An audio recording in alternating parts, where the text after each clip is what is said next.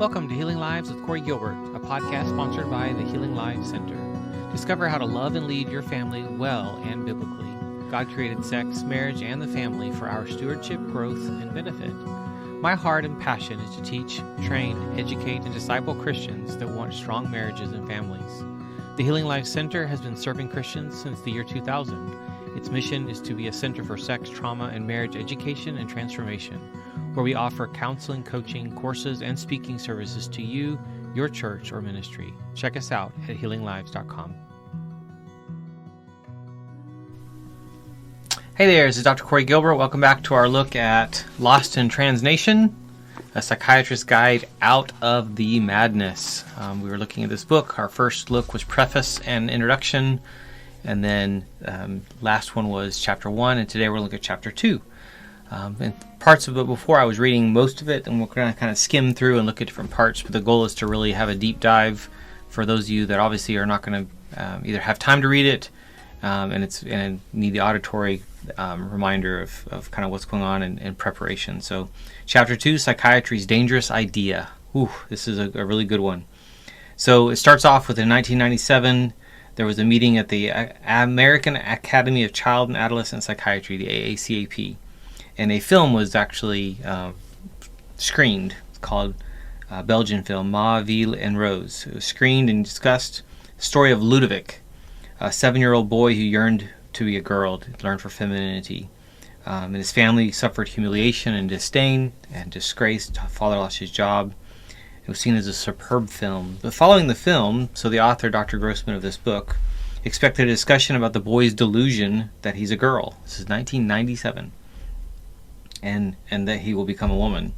According to, at the time, the Psychiatry's DSM, the Diagnostic and Statistical Manual of Mental Disorders, he suffered from gender identity disorder, GID. Instead, this is what happened. Colleagues focused on Ludovic's victimization in a society with rigid definitions of male and female. If his culture did not insist on a black and white understanding of sex, my colleagues argued, he would have had an easier time. The implication was that society must change. I sat in the audience and thought, wait a minute. Sure, there are feminine boys with those whose personalities and interests are not stereotypically male, and that's fine. But this was different. Ludovic insisted he is a girl, an actual girl. When his beliefs were challenged, he had a meltdown and escaped to a fantasy world of glitter and princesses. I raised my hand to say it was the boy who was disordered and not society, and I looked around and listened, and it dawned on me that my comment would not be well received, and so I didn't have the guts to be the sole challenger, and I lowered my hand. Again, 1997. Something had changed in psychiatry, and I needed to figure out why, and this is part of why this book is so important. So gender identity, then and now. Sooner or later, the term gender identity will be used in your home, and I want you to be thoroughly aware of where it came from. Again, we looked at John Money. Money proposed that an identity of either male or female is imposed on a child by society, and that by age 3 it's permanent. So your child has been taught differently. Let's say that you have a daughter, and her femaleness, she's been told, is an internal sense. She might also be male, both male and female, or neither. She's been told there are dozens of possibilities, and she believes her identity can change over her lifetime. Regarding the gender binary, male and female, fixed in childhood, to her that's false and transphobic. So there are many people like her, and she'll tell you there always have been, and those gender identities do not match your genitals. It's a normal variant, like red hair. But they're a marginalized and oppressed group, and that's why so many trans people commit suicide. So, okay, wait a minute here. John Money, he was exposed in 1997 as bogus, without scientific foundation, and evolves into what some seems to be like an entirely new concept. And it's not really, but the original belief went like this. Girls are passive and emotional and like makeup and dresses because of society's expectations. Now the ideologues insist a guy who says he's a girl is a girl and an oppressed minority. So here's a review of what we've looked at. Then, male and female. Now, limitless possibilities. Then, it was imposed by culture. Now, an inner experience. Then, it was fixed at age 3. Now it's fluid throughout life. Then it was an academic theory, and now it's a turbocharged crusade. So Dr. Grossman, in her writing of this book, in my own quest to understand the bizarre evolution of gender identity, I discovered the process would require studying post-structuralism, first-wave feminism, queer theory, gender schema theory, second-wave feminism, Marxist feminism, anti-essentialism, radical feminism, third-wave feminism, and radical gender theory. That's not going to happen. I'm not going to pretend I even know what any of those are. And so she went into her field, her medical field, psychiatry. So what I do know is that the concepts and terminology have been ever-changing and increasingly radical. So even as I write these words, more and more inane ideas are introduced and foisted on me. For example, the world's foremost authority on transgender health that we mentioned before, WPATH, tells me that eunuchs, castrated boys, are a sexual orientation like gay and lesbian. Have you heard that one before? That one was new to me. Also seen over and over the real-life consequences of a phony psychological theory that became the foundation for a global social justice movement. And I know, boy, I do know, about the current and future victims of that movement, the young people who are disfigured and sterilized, their lives and their families shattered. I'm going to stick to what I do know, and that's what I've figured out. During the decades after Money's theory was institutionally embraced and Brenda/David was living in torment, male and female came to be seen as an entirely new way, or in a new way. The two-sex options, or binary, it was argued, is a lie. Sex is a spectrum. People rejecting the binary are oppressed. Gender and sex are instruments of power, and the system must come down. As journalist Christopher Rufo explains, radical gender theorists argue that white European men invented the gender binary, or division between man and woman, in order to oppress racial and sexual minorities. They believe that the system of heteronormativity must be exposed, critiqued, and deconstructed in order to usher in a world beyond the norms of heterosexual middle-class society. In order to facilitate the deconstruction of the system, radical gender activists promote synthetic sexual identities. The goal is to replace notions of biological sex, the male-female binary, and the nuclear family with queer alternatives and a world beyond binaries. With that paragraph, I'm reminded why I studied biology and chemistry in college, not political science. What is this gobbledygook, she calls it? How did it become mainstream? People think the gender ideology blitz is new and developed at breathtaking speed, and it did not, no. So while the number of young people identifying as gender variant has exploded recently, the groundwork was in place before they were born. So we need to look at what happened. It didn't start yesterday. So regarding trans, so many parents, journalists, and others wonder, what is happening all of a sudden? Where did it come from? So listen up. No one should be surprised. Kids have been indoctrinated with gender ideology since at least the 90s. Anyone who believes the craze suddenly appeared has not been paying attention. Today's version of Money's gender identity, the idea of limitless options, fluid thought throughout life, a normal variant, oppressed by society, it was hatched decades ago in the minds of activists. They opposed the structure, order, and morality of traditional society. Their strategy was and is to attack and destroy without providing a constructive, truth-based alternative. If you can't make sense of all this, I can't either. That itself is the goal: confusion and chaos. Yet I keep seeing one phrase stand out in their writing and lectures over the decades. Our understanding of gender is evolving. Evolve it did into something unrecognizable. So until the 2000s, the professional organizations remained old school. Two sexes, identity fixed by age 3, persistent distress over one sex calls for psychological evaluation. So for example, on my shelf of our psychiatry textbooks published in 1979 and 89, they both state male and female identities. The only possibilities back then are fixed at age 3. Children uncomfortable with their sex are called troubled and are seen as having extreme pathologies. Various treatments are discussed, including family therapy. Yet during the final decades of the 20th century, new concepts appeared in gender and feminist studies, ideas like gender variance, or the gender binary is oppressive. These ideas began flourishing on campuses and in sex education. To compare these two books, both published in 1998, the year after David Raymer went public, the first is the American Academy of Child and Adolescent Psychiatry's Your Child, What Every Parent Needs to Know About Childhood Development from Birth to Preadolescence. In this 1998, in this 400 volume that addresses parent questions from A to Z, gender concerns are off the radar. Nothing. No sex assigned at birth, no gender identity, no ink given to children unhappy with being male or female, non-binary identities, fluidity, or oppression. The second book, My Gender Workbook, it was called, How to Become a Real Man, a Real Woman, the Real You, or Something Else Entirely. This book isn't for professionals. It's an activist tract recruiting kids.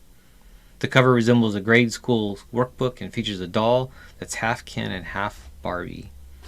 The author is Kate Bornstein, who explains he was born Albert, but as an adult became a woman for a few years, then stopped being a woman and settled into being neither.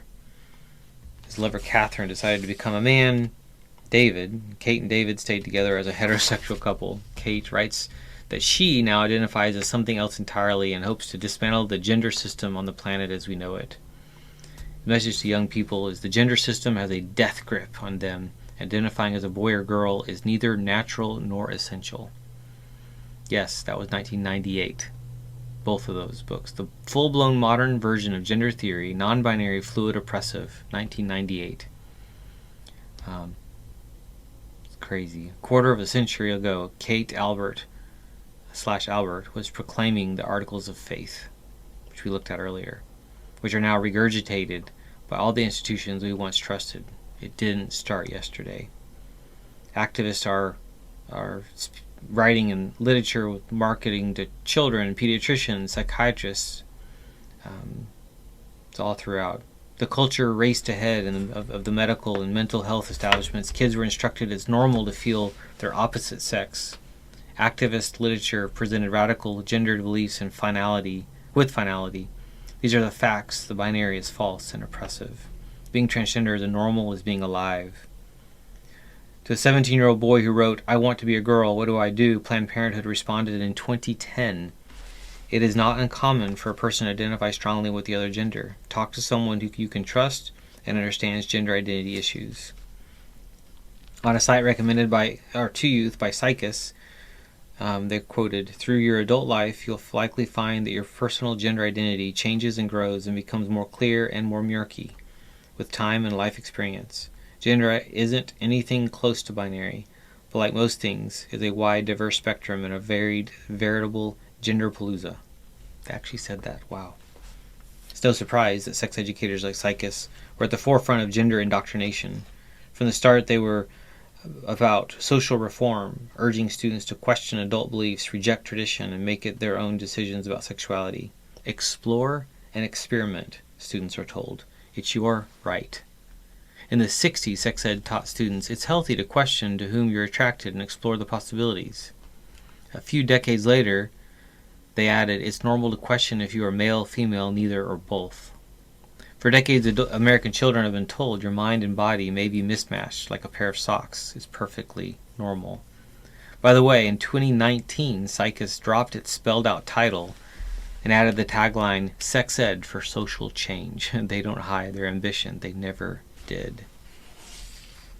It's amazing. They want sex to be synonymous with gender so they can destroy it. And I just jumped a section, just kind of jumping down, looking through some more parts of it. As explained in Appendix 1, sex is not vague, not fluid, not multidimensional, and it's critical you and your children know that.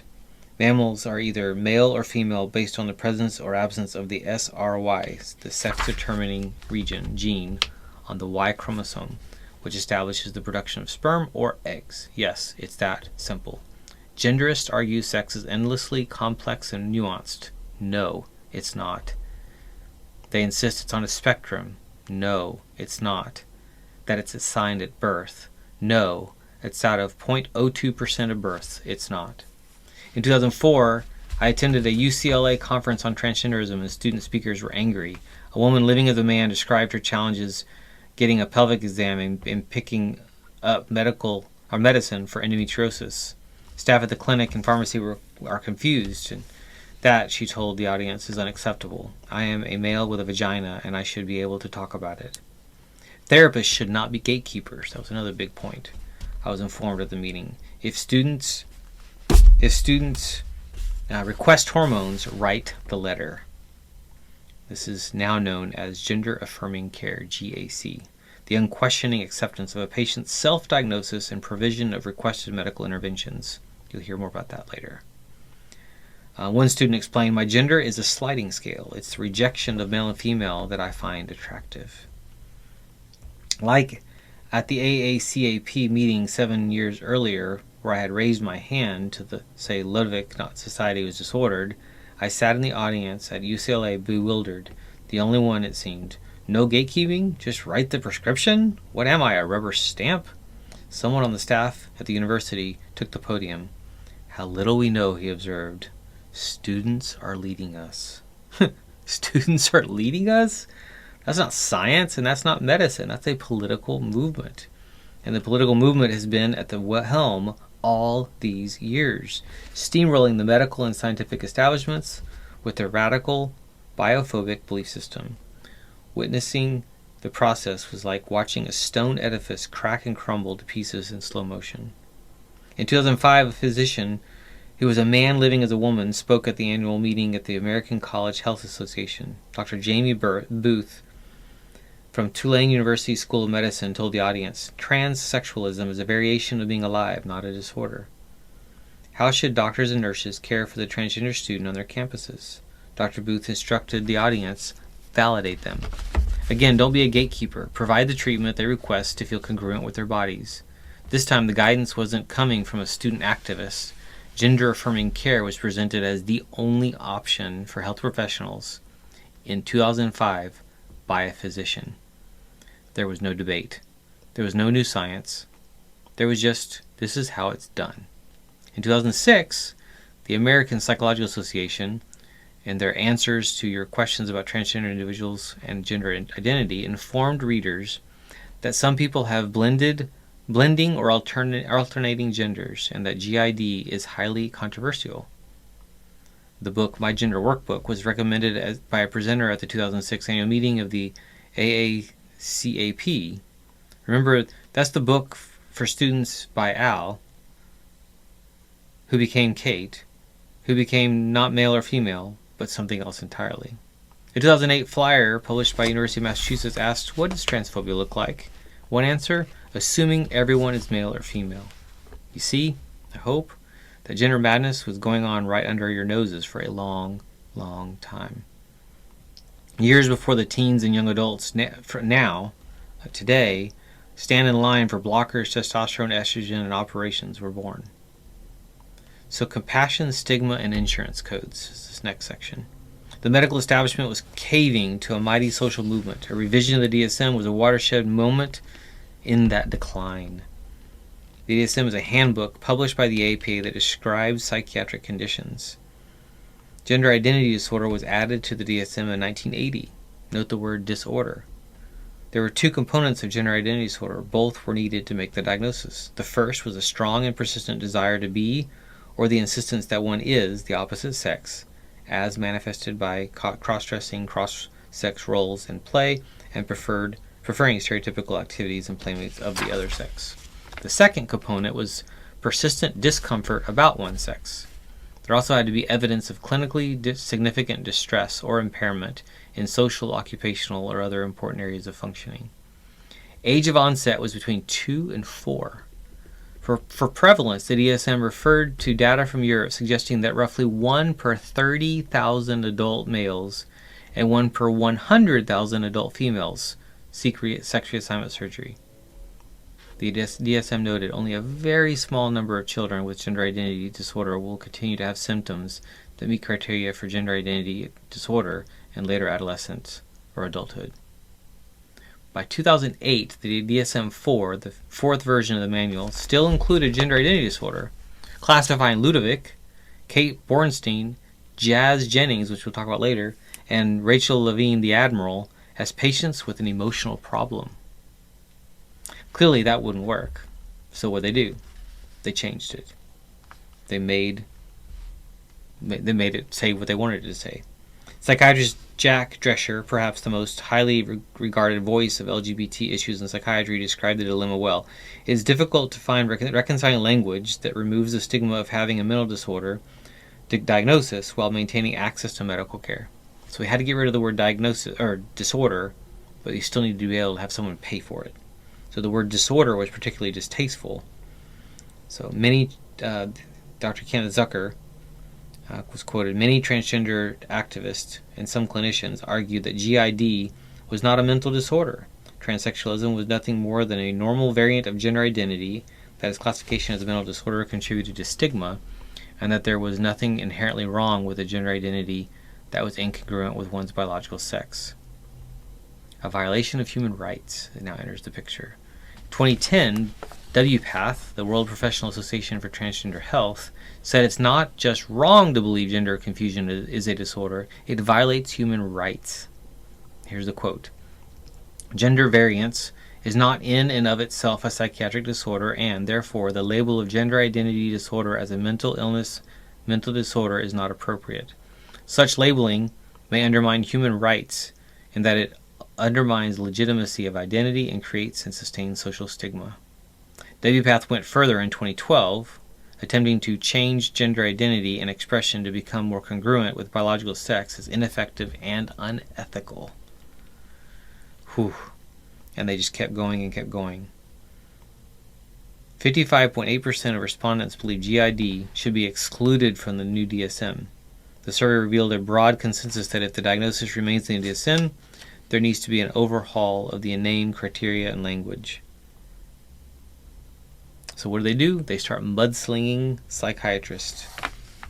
They do not let people speak, as we see even today. The DSM-5 leadership, as they're prepping for the next DSM, has lost contact with the field of by restricting the necessary free communication of its working groups. The pair of doctors wrote, calling the drafting of the diagnosis manual a secretive and closed DSM process that is insulting to the other mental health professionals. The resulting DSM, they warned, would haunt the field and the APA for decades. Following publication in 2013, Dr. Francis told physicians to use the manual cautiously, if at all.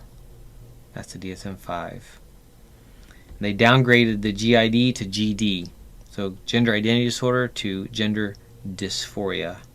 That was their new word. Question here. Was there agreement? The answer is none. There was no agreement about it in 2013, and there is none now. As Stephen Levine put it to me, diagnosis in psychiatry is supposed to be based on studies, not politics or well-intentioned concepts of how to make the world a better place. To this day, mental health professionals are at one another's throats over the proper approach to patients with gender dysphoria. There is no consensus. After the DSM made distress and not incongruence of mind and body the focus of psychiatric concern, one of the most powerful lobbying organizations in Washington changed its course. The Human Rights Campaign, HRC, spent years working to redefine marriage, and they won in 2015. What to do next? In 2014, HRC's annual report barely mentioned the word transgender. The latest annual report mentions trans or transgender nearly 100 times in 33 pages. HRC has had abruptly pivoted, and now its trained workforce waves the trans flag. HRC isn't just a powerhouse with a roughly $45 million annual budget. It raises those millions from influential mainstream brands Amazon, Apple, Google, Morgan Stanley, Target. The articles of faith have big name devotees. The federal government is in the game. The Department of Health and Human Services tells us gender identity is an inborn self-perception. It can be male, female, both, or neither. It can change throughout life. The International Classification of Diseases, ICD, lists diagnosis and includes codes for health and records and billing. The latest version was promulgated in 2022, and gender dysphoria was removed. In its place was gender incongruence. Just like with the DSM, this change wasn't based on evidence, but on activists with an agenda. Using incongruence depathologizes gender confusion even further. Gender incongruence is considered a sexual health condition in the same category as pregnancy. What's the message? Rejecting your biology is a healthy and ordinary process. Wow. The World Health Organization, WHO, went further, removing gender identity disorder from its global manual of diagnosis altogether. Activists celebrated a big win. Parents, you must understand, these aren't just words on paper. We all want to trust authorities to inform us what's cause for concern and what's not, when we must intervene medically and when we can wait. Having confidence in professional medical organizations, parents sign on the dotted line for puberty blockers and young adults seek castration. They're being misled and misinformed. Biology doesn't care about your inner sense. Over the past 2 to 3 decades, as our institutions fell to gender tyranny, scientists explored a new field of medicine, the biology of sex.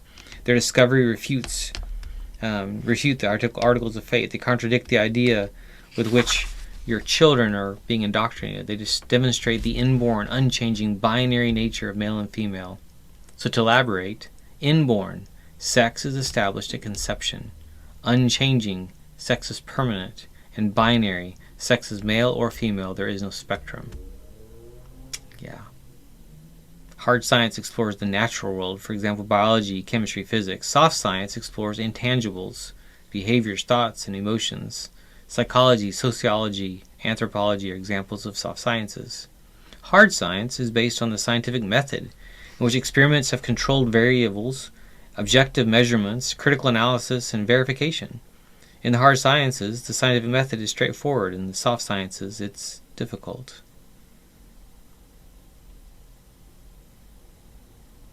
So what do we do with this? Listen to Larry Cahill, an international recognized professor of neurobiology at the University of California, Irvine. The mammalian brain is clearly a highly sex-influenced organ. Both its function and dysfunction must therefore be sex-influenced to an important degree. Dr. Luann Brizendine, a neuropsychiatrist, founder of the Women's Mood and Hormone Clinic at University of California, San Francisco, and author of The Male Brain, a breakthrough understanding of how men and boys think, and the female brain, males and females have a distinct biology. There is no unisex brain. Here, listen to that. The impact of sex-specific chromosomes and hormones is not limited to the brain. All cells in the body have sex. It's the title of a paper by 3 researchers at Chicago's Medical School, Department of Physiology and Biophysics. And they are quoted. Not only does an individual have a sex, but each and every cell within the individual's body also has a sex. As we embark on an era of so-called personalized medicine, consideration of the impact of pharmacological therapies on male and female cells need to be made. So we're moving in one direction and also in another, like totally opposite. In 1990, the National Institutes of Health created an Office for Research in Women's Health in recognition that men and women are unique, and the medical and research communities can no longer assume otherwise. Here's an example of the language on their website. Sex makes us male or female. Every cell in your body has a sex, making up tissues and organs, like your skin, brain, heart, and stomach. Each cell is either male or female. You know what's astonishing? Sex differences have been discovered even before a fetal male's testes begin secreting testosterone.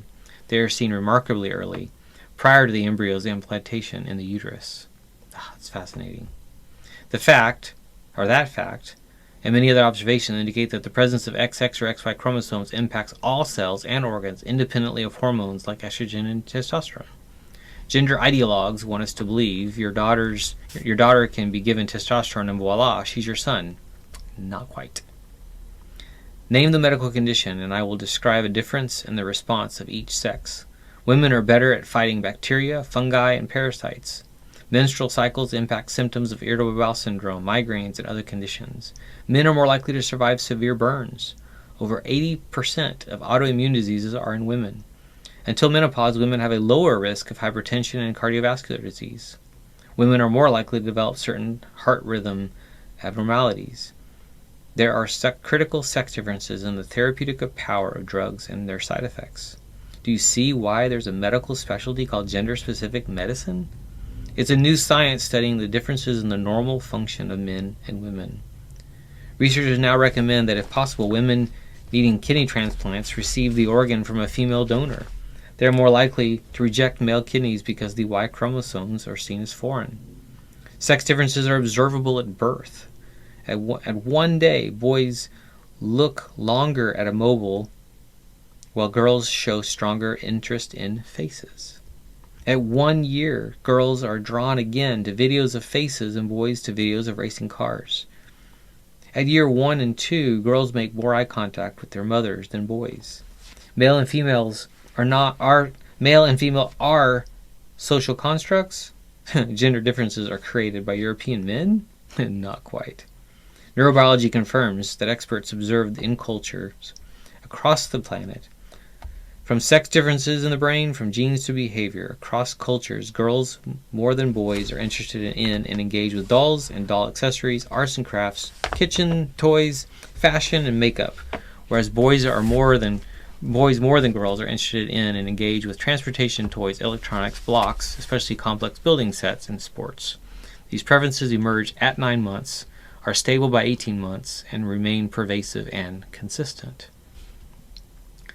So the explosion of data demonstrating sex differences prompted the development of a new specialty, as mentioned, gender-specific medicine, with leading researchers and clinicians producing the seminal text, the book Principles of Gender-Specific Medicine, Gender in the Genomic Era. The expansion of knowledge about sexual dimorphism and sex-based biology characterizes the future of improved healthcare. Wow, have we come a long ways negative, backwards. That's what the science says. But the gender ideologues are dug in. Dr. Marcy Bowers, the president of WPATH, dares to say, assigning gender identity on the basis of genitalia makes about as much sense as assigning it on the basis of height. Biologically, we're much closer to each other because everyone starts out with a primordial female anatomy, so everything a male has, a female has, and vice versa. It's just a matter of how the cards are shuffled. Wow. Dr. Bowers, your biophobia is showing. John Money would be proud. Dr. Bowers is right that at conception humans are anatomically similar, but it's not just that cards are shuffled. It's more like early in fetal development, babies hit a fork in the road in male or female. Those paths lead to vastly different places, and you can't choose a new one once you've started. If John Money lived today and not decades ago, I highly doubt, given our awareness of the enormity of sex differences at every level of functioning, at every system of the body, and from before birth, that anyone would believe his theory that we are born gender neutral. Back then, with limited knowledge, one could believe the Y chromosome was nearly empty and almost everything was up to nurture. In this era, it is impossible to defend such a position. Wild. Dr. Christine Nusslein-Vollard, 1995 winner of the Nobel Prize in Medicine, said it best, referring to the idea that an individual is whatever gender he or she claims to be. She declared, "That's nonsense. There are people who want to change their gender, but they can't do it because it's built into every single chromosome in the human body and affects each individual's development from the moment of conception." In 1997, I put my hand down. No longer. Decades of hard science utterly invalidate John Money's theory, yet young people are being sacrificed at his feet. These aren't just bad ideas. These bad ideas have a body count, and the body count is rising. Wow. Thank you for tuning in to the Healing Lives with Corey Gilbert podcast. It has been an honor to serve. If you are struggling, have questions, or in need, Dr. Gilbert offers a free consultation for new clients. Check us out at healinglives.com to book a call. If this has been helpful to you, please share it, leave a review, and help us get the word out so that we can see lives changed, marriages transformed, and more people come into a life-changing relationship with Jesus Christ. The Healing Lives Center offers online courses, programs, books, intensives, and other services to help you live biblically and well. Discover more resources on YouTube and in Dr. Gilbert's Healing Marriage Facebook group, The Healing Marriage.